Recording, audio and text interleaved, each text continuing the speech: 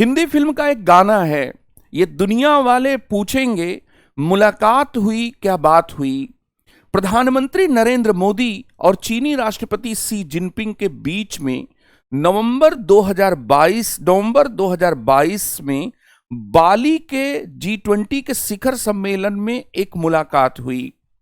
इस मुलाकात के बारे में भारत ने कभी कुछ भी खुलासा नहीं किया, लेकिन इस मुलाकात के बारे में चीन ने कुछ दिनों पहले ही खुलासा किया और खुलासे में चौंकाने वाली बात कही कि भारत और चीन के प्रधानमंत्री और राष्ट्रपतियों के बीच में दोनों के द्विपक्षीय संबंधों पर आम सहमति बनाने को लेकर एक बातचीत हो चुकी है और भारत और चीन के बीच में इसी रोड मैप के अकॉर्डिंग आगे संबंधों को तय किया जाएगा।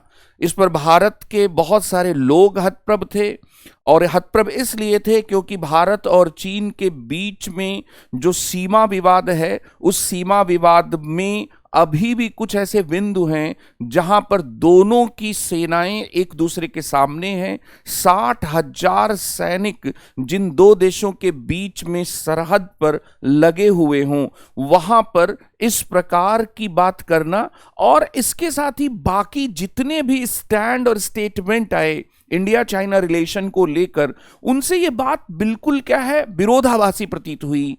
तो हम लोग इसी को आधार बनाकर जो बाली में इंडिया चाइना के बीच में कंसेंसस होने की बात कही गई थी, इसी पर चर्चा करेंगे।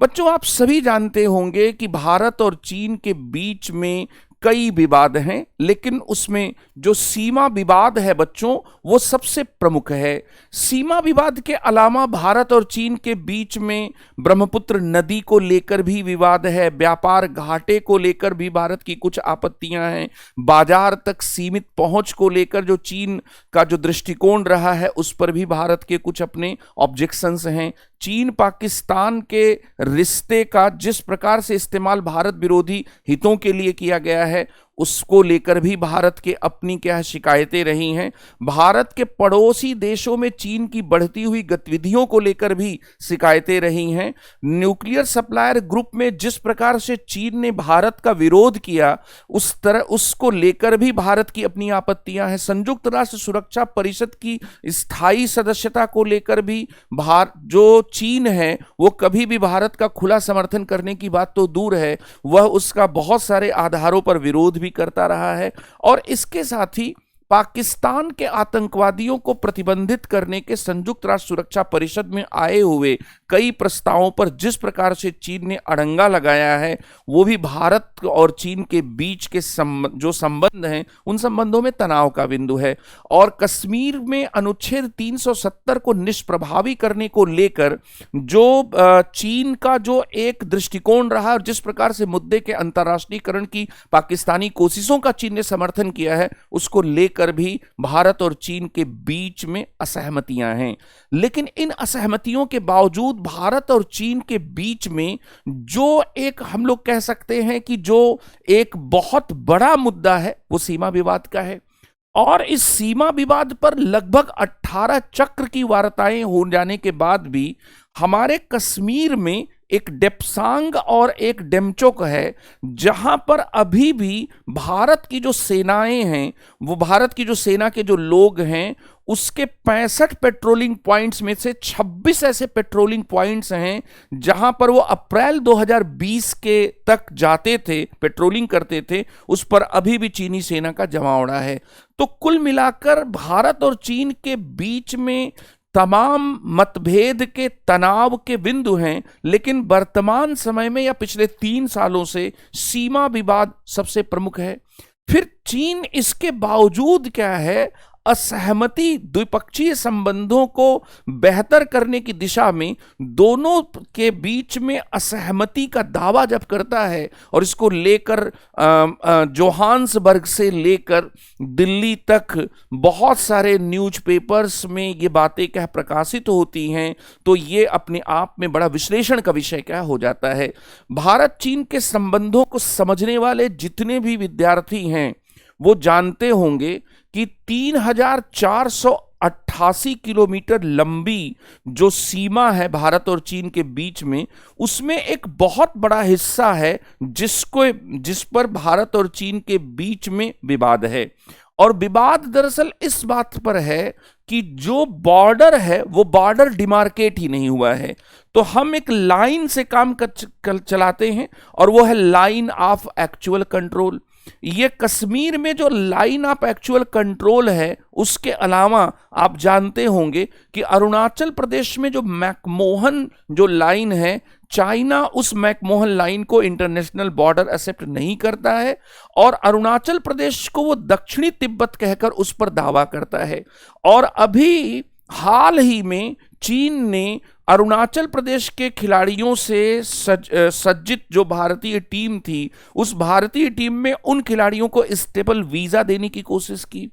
तो यहां पर आप देखेंगे कि जो हमारा सीमा विवाद है, अगर कोई विद्यार्थी उस सीमा विवाद को थोड़ा ठीक से समझता है तो ऐसी सिचुएशन में बाकी बातों को थोड़ा ठीक से समझ पाएगा। ये जो मैंने पिक्चर यहां पर ली है, ये थोड़ी सी छोटी और धुंधली दिख रही होगी, लेकिन इसे थोड़ा सा ध्यान से देखेंगे तो दरअसल ये जो रेड लाइन है बच्चों, ये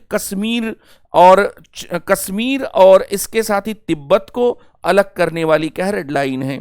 यहां पर ये जो रेड लाइन है, ये रेड लाइन हमारे और चीन के बॉर्डर इलाके में, दरअसल इसको वेस्टर्न सेक्टर कहा जाता है। भारत और चीन की सीमा को वेस्टर्न सेक्टर, मिडिल सेक्टर और ईस्टर्न सेक्टर में क्या है बांटा जाता है। यहां पर जो वेस्टर्न सेक्टर है उसमें जम्मू कश्मीर आता है।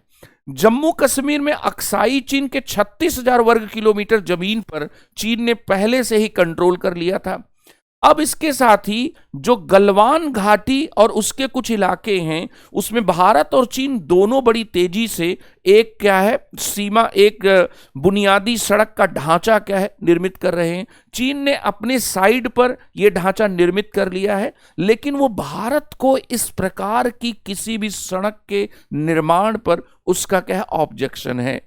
और जो गलवान क्लैश हुआ था 2020 में, उसके पीछे सबसे बड़ा कारण यही है।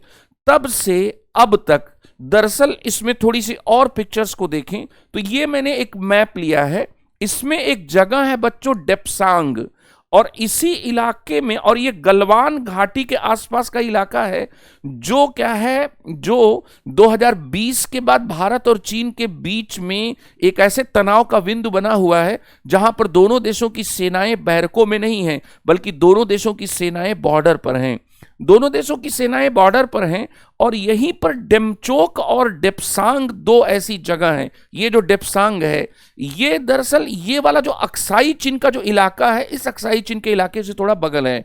तो ये जो डेप्सांग चौक है और जो डेमचोक है, यहां के 65 ऐसे पेट्रोलिंग पॉइंट्स हैं, जिसमें से 26 या 29 पेट्रोलिंग पॉइंट्स पर भारत की जो सेना की टुकड़ियां थीं वो 2020 के पहले पेट्रोलिंग करते हुए जाती थीं, अब वो नहीं कर पा रही हैं। और इसलिए चीन को हम कह सकते हैं कि उसने कुछ भारतीय इलाके पर, भूभाग पर अभी भी कब्जा किया है।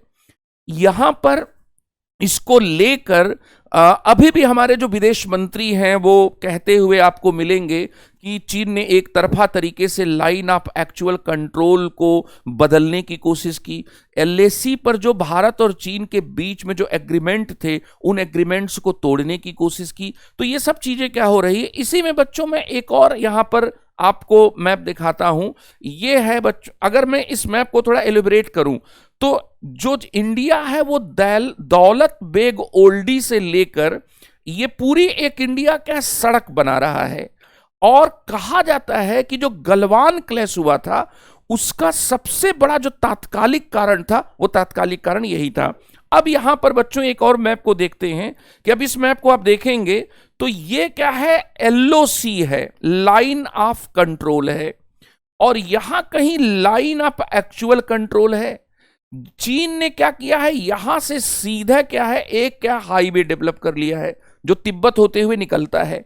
भारत भी यहां पर एक क्या है सड़क बना रहा है, और ये जो डारबुक है और श्योक है, इसको जोड़ने वाली सड़क क्या बढ़ा रहा है, और इसको दौलत बेग ओल्डी से क्या जोड़ रहा है। ठीक है। यहीं पर बच्चों ये डेप्सांग जो प्लेन है, यहीं पर अभी 60,000 के आसपास, इंडियन एक्सप्रेस के 2-3 दिन पहले की कवरेज के अनुसार 60,000 जो सेना की टुकड़ियां हैं वो बॉर्डर पर क्या इकट्ठा, वो बैरकों में नहीं है। जब ये बैरकों में आ जाएंगी तो इसको डिसएंगेजमेंट कहते हैं। जो भारत चीन की सीमा है उसमें जम्मू कश्मीर वेस्टर्न सेक्टर या पश्चिमी सेक्टर में है, जो उत्तराखंड है और जो हिमाचल प्रदेश है, इसके साथ ही हम कह सकते हैं कि जो ये जो इलाका है ये मिडिल सेक्टर में कहा जाता है, और जो अरुणाचल प्रदेश है वो ईस्टर्न सेक्टर में है। भारत और चीन के बीच में जो सीमा विवाद है उसमें वेस्टर्न सेक्टर में जम्मू कश्मीर में, और ईस्टर्न जो सेक्टर है अरुणाचल प्रदेश, वहां पर दोनों जो सेक्टर्स हैं वहां पर सबसे ज्यादा विवाद है। मिडिल सेक्टर में विवाद नाम मात्र के हैं। अब यहां पर जो वेस्टर्न सेक्टर है उसमें एक तो 1962 में चीन ने 36,000 वर्ग किलोमीटर जो जमीन है अक्साई चीन की बच्चों, ये जमीन यहां पर चीन ने क्या है कब्जा कर ली है, ठीक है। ये भी भारत के मैप के अनुसार भारत का पार्ट है, ठीक है।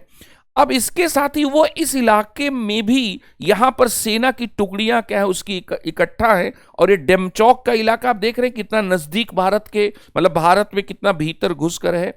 अब ये जो डेमचौक है, चुमार है, इन सब पर भारत और चीन के सेना की टुकड़ियों के बीच में बच्चों विवाद तनाव क्या हो चुका है, और कई जगह क्या है, गलवान में तो पूरा खूनी संघर्ष हुआ था जिसमें हमारे देश के कई सैनिक क्या मारे गए थे।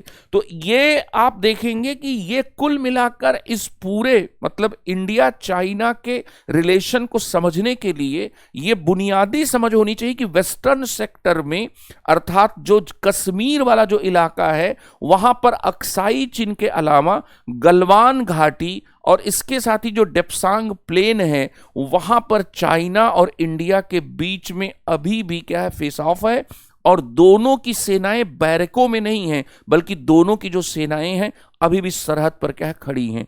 इसके बीच में जब आप एक खबर पढ़ते हैं कि दोनों देशों के बीच में उनके प्रधानमंत्री और राष्ट्रपति वो एक आम सहमति बना चुके हैं द्विपक्षीय संबंधों को ठीक करने का, और इसके साथ ही आप अपने विदेश मंत्री के, आप अपने रक्षा मंत्री के भी तमाम वक्तव्यों को अखबारों में देखते हैं, और वहां पर यह बात कही जाती है कि जब तक सीमा विवाद का समाधान नहीं होगा तो बाकी जो द्विपक्षीय रिश्ते हैं वो बहाल नहीं हो सकते हैं।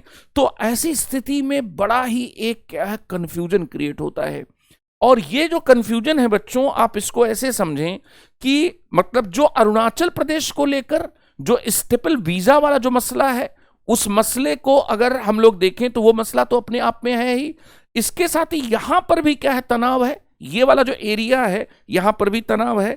अब इसको लेकर बहुत सी बातें ऐसी क्या है आ रही हैं, हम लोग उसको क्रमशः क्या देखेंगे और एक व्यवस्थित तौर पर समझने की कोशिश करेंगे कि दरअसल इंडिया और चाइना के बीच में जो अभी जो बाली आम सहमति को लेकर जो चर्चाएं हो रही वो चर्चाएं क्या हैं। तो जब भी आप मुलाकात करेंगे, मैंने आपसे कहा कि दुनिया आपको पूछेगी कि भाई मुलाकात में क्या बात हुई।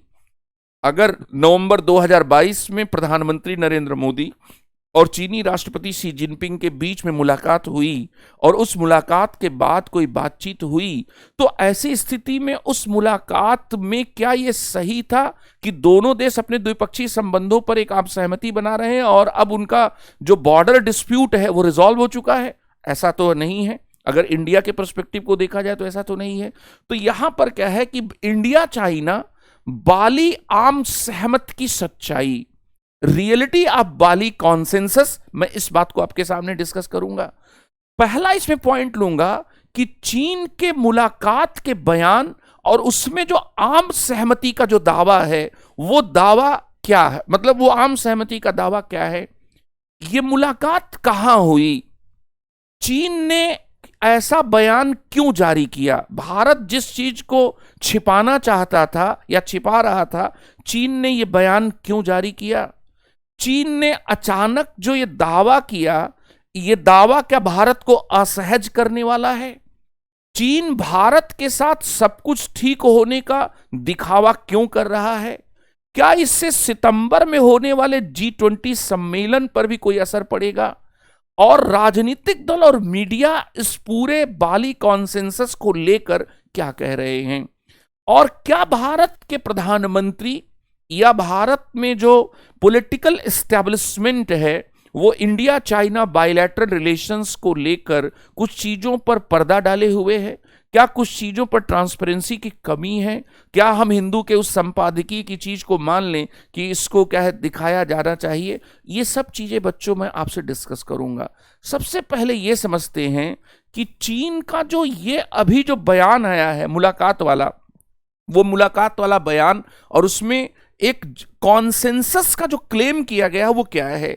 तो मैंने आपको बताया कि नवंबर 2022 में G20 का शिखर सम्मेलन इंडोनेशिया के शहर बाली में हुआ, और यहीं पर आप भी जानते होंगे कि भारत को अगली जो अध्यक्षता थी वो सौंपी गई। भारत खूब धूमधाम से उसकी तैयारी कर रहा है, और उस तैयारी में बाधाएं, एक तरफ दिल्ली की बाढ़ है और दूसरी तरफ मणिपुर में बहुत बड़ी जातीय हिंसा, उसका जातीय हिंसा का फैल जाना, और उस पर बहुत क्या है मतलब जो पॉलिटिकल एस्टेब्लिशमेंट के साथ गवर्नमेंट पर, स्टेट गवर्नमेंट पर, सेंट्रल गवर्नमेंट पर सवाल खड़े हो जाना है। ठीक है, ये सब हो रहा है। लेकिन हाल ही में चीन ने मोदी और शी जिनपिंग के बीच में मुलाकात का जिक्र किया। हाल ही में मतलब कि ये खबर 3-4 दिन पहले की है। पहले द हिंदू के एक बहुत जाने माने पत्रकार हैं अनंत कृष्णन, उनका और सुहासिनी हैदर का एक आर्टिकल आया, द हिंदू के फ्रंट पेज पर एक आर्टिकल आया। उसमें उन्होंने कहा कि जो जोहान्सबर्ग जो सम्मेलन हो रहा है, जिसमें एनएसए की मीटिंग में एनएसए लोगों की मीटिंग हो रही है, उसमें चीन के जो विदेश मंत्री हैं और जो नए विदेश मंत्री हैं, उन्होंने ये खुलासा क्या है किया। चीन ने इसमें ये बयान जारी किया कि इसी साल मतलब पिछले साल बाली में दोनों नेताओं के बीच में बैठक हुई थी और द्विपक्षीय संबंधों को बहाल करने पर आम सहमति कॉन्सेंसस भी बनी थी। अब ये जो बयान आया, ये जो स्टेटमेंट आया, इसने क्या है बहुत सारे सवाल क्या खड़ा कर दिए। एक तरफ हमारे 60,000 सैनिक सरहदों पर हैं, एक तरफ हमारे विदेश मंत्री बार बार कह रहे हैं कि चीन से हमारे रिश्ते सामान्य नहीं हैं, और दूसरी तरफ इस प्रकार की क्या है बातें। और जो मोदी गवर्नमेंट का जो पब्लिक पोस्चर है, वो पब्लिक पोस्चर क्या है? पब्लिक पोस्चर है कि we are very much tough on China, हम चाइना पर बड़े सख्त हैं, ठीक है, और हम कोई कंप्रोमाइज नहीं करना चाहते, no compromise and no meaningful conversation, कोई बातचीत क्या नहीं हो रही है। अब यहां पर क्या है कि अचानक खुलासा हुआ, और उस खुलासे में यह होता है कि मोदी और शी जिनपिंग के बीच की मुलाकात केवल शिष्टाचार मुलाकात नहीं थी। It was not a mere, it was not only the courteous exchange of views। मतलब एक होता है ना कि खाने की मेज पर आप बैठे हैं, डिनर चल रहा है, अचानक चीन के राष्ट्रपति शी जिनपिंग आते हैं और आप भी उठते हैं और बड़ी गर्मजोशी से हाथ मिलाते हैं, लेकिन मीडिया में वो फोटो नहीं आती। आपके पीछे शी जिनपिंग खड़े हैं, इंडियन मीडिया को वो फोटो आती है। और फिर अब खुलासा होता है कि इंडोनेशिया के राष्ट्रपति ने डिनर पर तमाम देश के जो राष्ट्राध्यक्ष थे या जो सरकार के प्रमुख थे, उनको उन्होंने डिनर पर बुलाया था, और वहां पर मोदी और शी जिनपिंग के बीच में जो बातचीत हुई थी वो सामान्य शिष्टाचार की मुलाकात केवल नहीं थी, उससे कहीं ज्यादा थी। ये हमारे विदेश मंत्रालय के आधिकारिक बयान में अरिंदम बागची साहब जो हैं उन्होंने दे दिया है। तो हम इसको छुपा क्यों रहे थे? और इसके साथ ही क्या है कि क्या ये भारत की जनता को जानने का हक नहीं है कि मोदी जी क्या बतिया रहे हैं लोगों से? ये सवाल क्या उठा। तो एक तो यहां पर ये सब कुछ हुआ, और चाइना ने कहा कि भाई कॉन्सेंसस बन गया है, आम सहमति बन गई है, हमारे रिश्ते ठीक हो रहे हैं और हम उन रिश्तों को ठीक करने की बात कर रहे हैं। तो यहां पर एक बात ही। अब यहां पर इसमें चौंकाने वाली कुछ और भी बातें थी। चौंकाने वाली बात क्या थी? नवंबर 2022, 9 दिसंबर 2022 के तवांग में जो अरुणाचल प्रदेश में जो क्लैश हुआ था, उसके पहले का एक महीना है, और गलवान 2020 में हमने 15 अपने सैनिकों की शहादत दी, उसके बीच का समय था। तो गलवान 2020 के बाद जब सरकार ये कह रही थी कि हमारी चाइना पर मतलब जो सीमा विवाद है उस पर कोई बात नहीं हो रही और हम यहां पर टफ स्टैंड लिए हो रहे हैं कि हम चाइना से कोई रिलेशन मेंटेन अभी फिलहाल बायलैटरल रिलेशंस में बाकी सभी चीजों पर रोक लगाना चाहते हैं।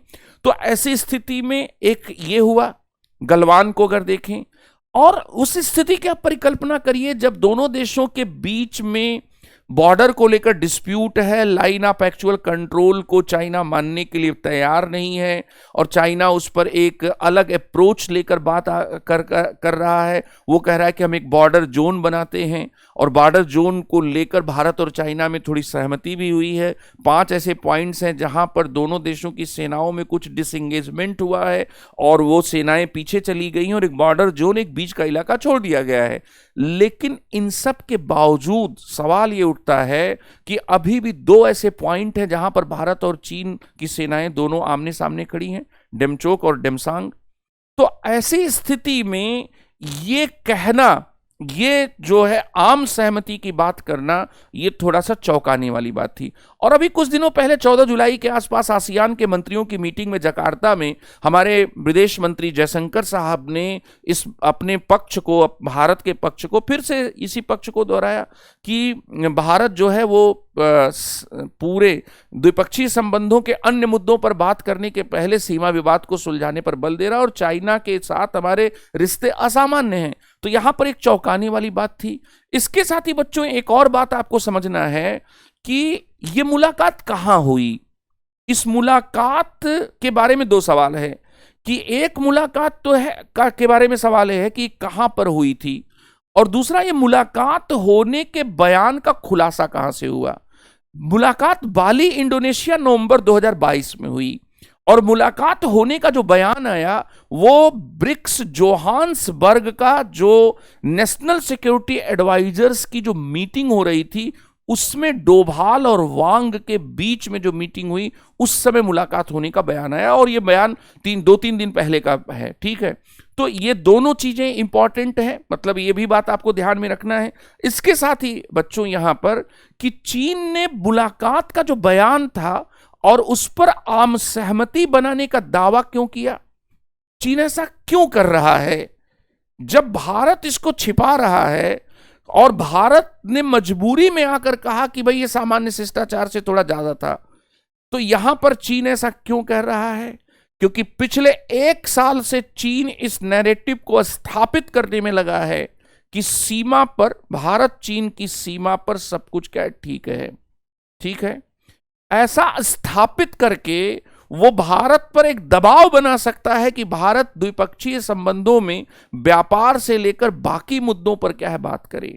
ठीक है, दूसरा, अब चीन पर जो दबाव है उस दबाव को भी आगे समझेंगे। इसके साथ ही संघाई कोऑपरेशन ऑर्गेनाइजेशन के मीटिंग में कोई ज्वाइंट स्टेटमेंट नहीं आया।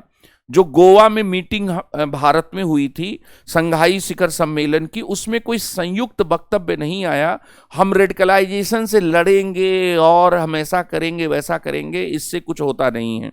ठीक है, इसका मतलब कि एक तरह से हम कह सकते हैं कि सम्मेलन की कोई खास उपलब्धियां नहीं रही और देशों के बीच में, सदस्य देशों के बीच में जो असहमतियां हैं वो असहमतियां इतनी है कि एक बहुपक्षीय जो फोरम है या बहुदेशीय जो फोरम है, क्षेत्रीय जो फोरम है, वो फोरम भी धीरे धीरे निष्प्रभावी हो रहा है।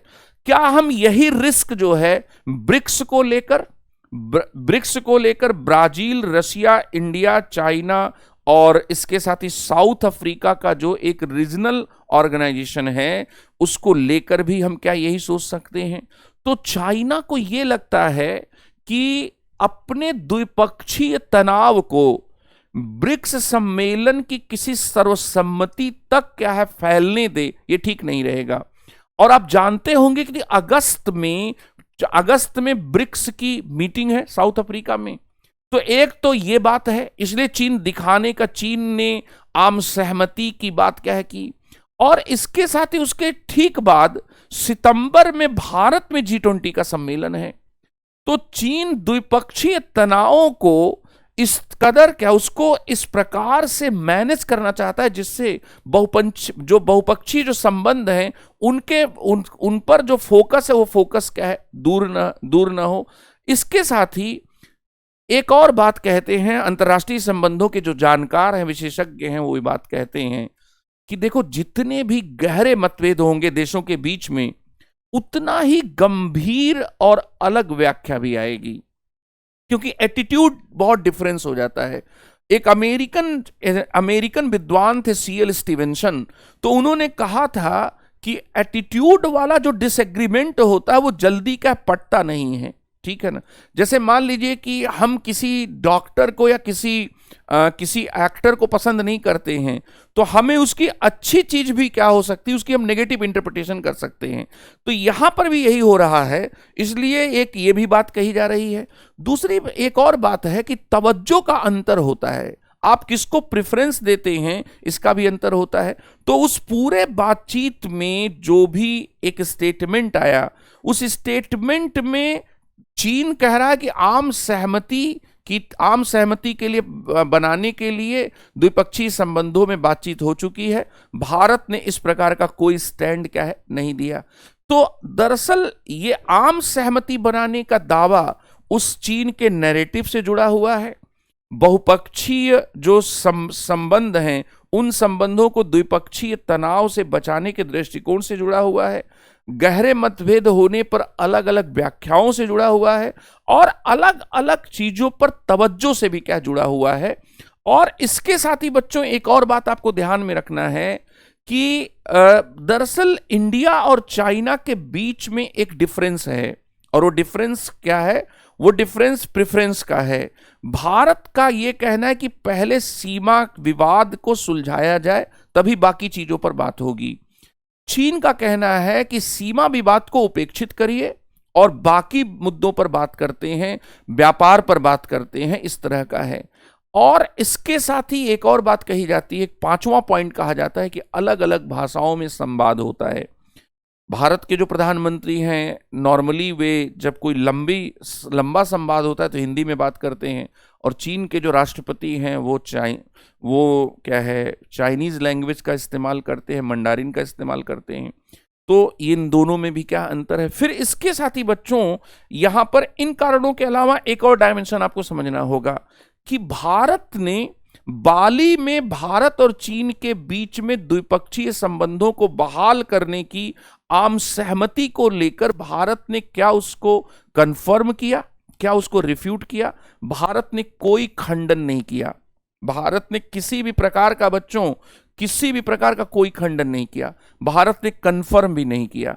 लेकिन भारत के विदेश मंत्रालय का एक आधिकारिक बयान आया, और वो आधिकारिक बयान ये कहता है कि हाँ, शी जिनपिंग और मोदी जी में मीटिंग हुई थी, बैठक हुई थी, और जो शिष्टाचार मुलाकात से ज्यादा थी।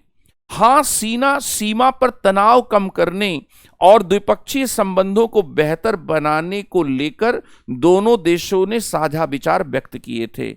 और इसके बावजूद क्या है, अब ये आधिकारिक बयान आ गया, और इसके साथ ही राष्ट्रीय सुरक्षा सलाहकार अजीत डोभाल जब जोहान्सबर्ग दक्षिण अफ्रीका में एनएसए की जो ब्रिक्स की मीटिंग थी उसमें भाग ले रहे थे, तो उन्होंने चाइनीज काउंटर पार्ट से जब इस तरह की बात आई कि भाई कॉन्सेंसस बन गया है, तो उन्होंने एक स्टेटमेंट उनका आया अखबारों में, और वो स्टेटमेंट बहुत अच्छा था, जो कुछ चीजों को बहुत क्लैरिटी देता है कि भारत और चीन के बीच में जो स्ट्रैटेजिक ट्रस्ट था वो गलवान 2020 के बाद वो बिल्कुल इरोड हो गया, और जो रिलेशनशिप का पब्लिक और मतलब जो एक पब्लिक बेसिस होता है, वो बेसिस क्या हो गया, वो बेसिस भी क्या है, कमजोर पड़ गया है।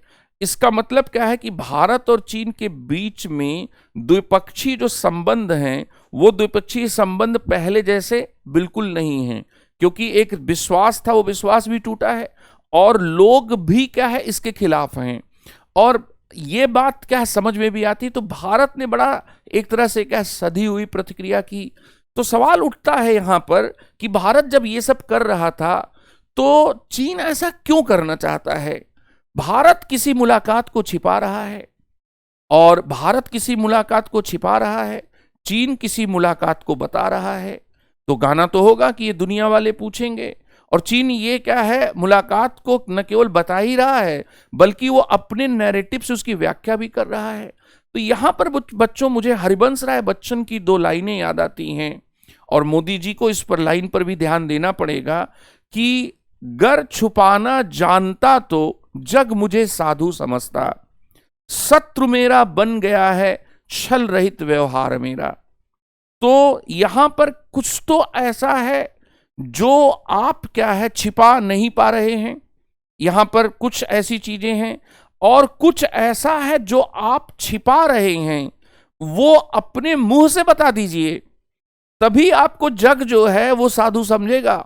ये क्या है, जो पॉलिटिकल इस्टेब्लिशमेंट है, उस जो फॉरेन पॉलिसी के जो मेकर्स हैं, उस बात को समझें कि गलवान के बाद चाइना को लेकर जो मोदी जी का एकमात्र स्टेटमेंट आया, वो आया स्टेटमेंट जून में कि न तो चाइना ने भारत के किसी जमीन पर कब्जा किया है और न ही कोई ऐसी इस प्रकार की कोई स्थिति है, जिसको लेकर आज जो है जयराम रमेश जी ने, जो कांग्रेस के महासचिव है, उन्होंने इस पर क्या है एक प्रतिक्रिया दी है कि आपने तो ये कहने के बाद फिर कुछ कहा नहीं, और आप मिल भी ले रहे हैं, लेकिन आप उस मुलाकात का जिक्र भी नहीं कर रहे हैं। आपकी मुलाकात का जिक्र जिससे आपने मुलाकात किया वो बता रहा है, ठीक है। फिर इसके साथ ही बच्चों कि आखिर क्यों चाइना दिखाना चाहता है, तो बच्चों 2-3 दिन पहले अखबारों में खबर थी, और इसको बीबीसी भी पुष्ट कर रहा है, बीबीसी के जो पत्रकार है वो भी पुष्ट कर रहे हैं कि चीन इस समय बहुत गहरे दबाव में है, और चीन के ऊपर दरअसल आर्थिक दबाव तो है ही, ये बात भी कि आर्थिक मोर्चे पर उसका दबाव है, और एक तरह से हम कह सकते हैं कि चीन के भीतर की जो मांग थी, जो डिमांड थी, वो बहुत कम हो गई है, ठीक है। इसके साथ ही चीन अमेरिकी और यूरोपीय असहमतियों की वजह से एक गहरे दबाव में है, और शी जिनपिंग ने आकर कहा था कि वो एक रीजुविनेटेड चाइनीज नेशनलिज्म को, मतलब एक क्या है, एक उभरते हुए चीनी राष्ट्रवाद का समय आ गया है। उसके बाद क्या है, आप जानते होंगे कि बहुत से देश चाइना को एक प्रतिद्वंदी ही नहीं बल्कि एक शत्रु के रूप में देख रहे हैं। चाइना ने जिस प्रकार के कोविड-19 के दौरान जिस प्रकार का बिहेवियर किया, तो चीन अभी इन तीनों कारणों की वजह से बहुत दबाव में है। अमेरिकी दबाव, और इसके साथ ही यूरोपीय असहमतियों को लेकर, इसके साथ ही आर्थिक मोर्चे पर भी उस पर दबाव है, और चीन के भीतर के भी कुछ मसले क्या चल रहे हैं, कुछ आंतरिक मसले भी चल रहे हैं। जो आपने देखा होगा कि जिस तरह से चीन ने अपने विदेश मंत्री को सैक किया, रिमूव किया है, और जिस प्रकार से वो रहस्यमयी तरीके से गायब हुए हैं पब्लिक लाइफ से, वो चीन के कार्यशैली को बताता है कि चीन किस प्रकार से चीजों को क्या है, मतलब अपनी फॉरेन पॉलिसी में भी बहुत सारी चीजों को किस प्रकार से मैनेज करता है। भारत पर भी दबाव है, भारत पर दबाव मणिपुर की जातीय हिंसा के बाद एक भारत पर एक दबाव है, और ये दबाव अंतर्राष्ट्रीय किस्म का भी है, क्योंकि जब मोदी जी अमेरिका गए थे तो वहां पर भी अल्पसंख्यक अधिकारों के हालात को लेकर मोदी जी से कुछ सवाल पूछे गए थे। इसके साथ ही जो ब्रिटिश मीडिया है वो मणिपुर में जो हिंदू मैतेई, और इसके साथ ही जो ईसाई, जो हम लोग कह सकते हैं कि जो ईसाई जनजातियां हैं, उनके बीच के तनाव के रूप में क्या है मणिपुर की घटना को देख रहे हैं। तो इसमें भी एक कम्युनल कलर है, हो सकता है, ये बात क्या है देखा जा रहा है, और जिसको हिंदू आप ये कह सकते हैं कि जिसको हिंदू मेजॉरिटेरिज्म से क्या जोड़ा जा रहा है। फिर इसके साथ ही इंडिया की इकोनॉमी निश्चित रूप से बहुत तेज वृद्धि कर रही है, और इसके बावजूद क्या है, अर्थव्यवस्था जो हमारी है वो जॉबलेस है। इसलिए यहां पर क्या है कि दबाव भारत पर भी है, दबाव चीन पर भी है, लेकिन चीन पर ज्यादा बड़ा आर्थिक दबाव है। भारत में तो कम से कम इकोनॉमिक ग्रोथ की एक रैपिड स्पीड बनाकर रखी है, चीन ढलान की तरफ है। तो ये भी बात आपको बताना, ये भी बात इसको कनेक्ट करना पड़ेगा कि चीन इसलिए दिखाना चाहता है कि सब कुछ ठीक है। फिर इसके साथ ही इसका प्रोस्पेक्ट क्या पड़ेगा, मतलब ये जो बाली कॉन्सेंसस, उसके पहले अगर हम लोग देखें संघाई कोऑपरेशन ऑर्गेनाइजेशन की गोवा की शिखर बैठक में कोई भी, मतलब हम लोग कह सकते हैं कि कुछ भी बड़ा नहीं हो पाना, कोई ज्वाइंट स्टेटमेंट नहीं हो पाना, और इस तरह से जो द्विपक्षीय तनाव है वो बहुपक्षीय संबंधों को कितना प्रभावित करेंगे। रशिया यूक्रेन वार के समय यूरोप में और अमेरिका में थोड़ी ऊपर से सहमति दिखाई पड़ रही है, लेकिन इसके बावजूद क्या है, कुछ चीज़ों पर असहमति भी है। तो यहाँ पर अगर हम लोग देखेंगे तो G20 जो सम्मेलन है उसमें चीनी जो अड़ंगा है वो अड़ंगा लग सकता है। दरअसल चीन मतलब हम लोगों की चिंता ये है कि दर्जनों G20 की मीटिंग होने के बावजूद किसी भी चीज पर सर्वसम्मति की खबर नहीं आ रही है। इसका मतलब कि सितंबर 2023 में प्रगति मैदान के भारत मंडपम में जो योगी जी अपनी एक वैश्विक नेतृत्व की जो छवि के लिए प्रयासरत थे, उस पर क्या है, ये एक चिंताजनक बात आ गई है। रशिया यूक्रेन वार और चाइना और अमेरिका के बीच में जो एक शीत युद्ध 2.0 की जो बात की जा रही है, इसके वजह से हम ये कह सकते हैं कि G20 के शिखर सम्मेलन में नई दिल्ली जो सम्मेलन है, दिल्ली समिट में कुछ भी बड़ा होने की संभावनाएं थोड़ी सी धूमिल हो रही हैं। और इसके साथ ही बच्चों क्या है कि चाइना का अप्रोच क्या है, क्या चाइना रेप्रोचमेंट चाहता है, क्या वो इंडिया के साथ रिलेशन को ठीक करने के लिए लाइन ऑफ एक्चुअल कंट्रोल पर जो उसने 80 और 90 के दशक में जो अप्रोच अपनाया था, क्या वो उस अप्रोच को क्या है लाएगा, और क्या भारत उस पर भरोसा कर पाएगा? शायद नहीं कर पाएगा। अगर वो रेप्रोचमेंट की भी बात करता है कि नहीं हम लोग अब रिश्तों में फिर से क्या है इसको बहाल करते हैं, विश्वास को बहाल करते हैं, तो भारत उतना विश्वास नहीं करेगा। और उसका ये कहना कि सीमा और क्षेत्र विवाद को आप उपेक्षित करो, आप अरुणाचल प्रदेश के 2 खिलाड़ियों को ऐसा वीजा जारी करते हो जिसमें अरुणाचल प्रदेश आपका अपना हिस्सा दिख रहा है। आप कह रहे हो कि अरुणाचल प्रदेश से जाने वाला आदमी हमारे लिए विदेशी है ही नहीं, वो तो हमारा क्षेत्र है, और आप उनको स्टेपल वीजा जारी कर देते हो।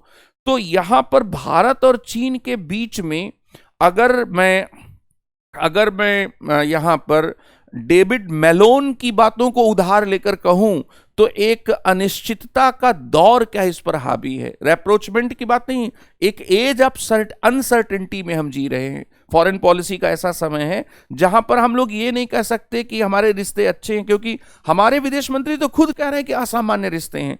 तो सीमा और क्षेत्र संबंधी जो विवाद है, उस विवाद पर चीन की जो उपेक्षा की जो नीति है, ये भारत के अपने दृष्टिकोण के बिल्कुल क्या विपरीत है।